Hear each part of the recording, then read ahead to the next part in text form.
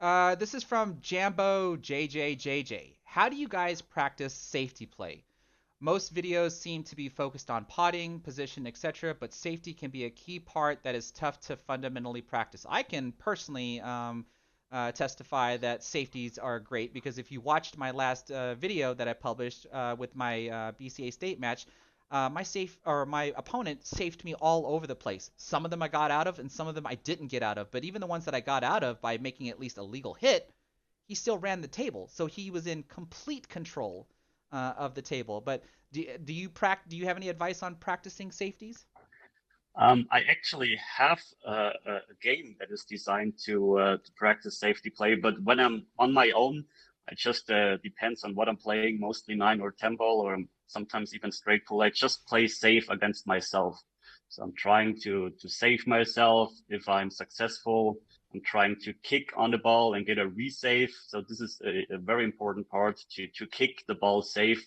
So yeah, just playing safety against myself all the time to a point where I just have a very easy shot and then I'm trying to run out the table. So it's a mixture of running the table and playing effective safeties just against myself. Yeah, I like my answer is like I'm practicing safeties all the time. I mean, people might disagree with what I'm about to say here because when you think about it, a safety is no different than making a shot. I think because when you're making a shot and you're doing a run out, what are you doing? You're trying to put the cue ball in a specific location, which is supposed to set you up for the next shot. But with the safety, you're still trying to put the cue ball in a specific location, but you have to purposely miss the shot, and I think that means that there's three types of safeties. There's safeties where you're concerned where only the cue ball is going to go. There's safeties where is the object ball going to go, like if you're going to do a stop shot for your safety because you automatically know that the cue ball is going to be hidden. So make sure that the object ball doesn't work its way back out into the open. And then there's a safety where you have to be concerned with both the cue ball and the object ball. If you know they're all going to travel and will they all end up where they're going to end up?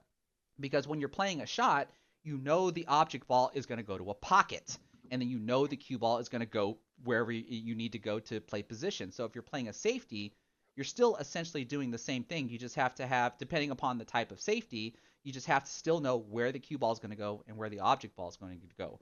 So I kind of feel like I'm always practicing a safety. It's just that I'm potting a ball at the same time.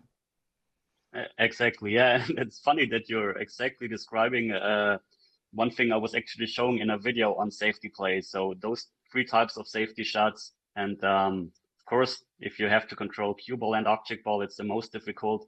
Yep. But there are some certain rules in safety play, some basic rules, and then it's not a mystery anymore. You have to stick to certain rules. Most important, object ball should be always safe if you're not 100% sure that you freeze, for example, the cue ball behind an object, another object ball.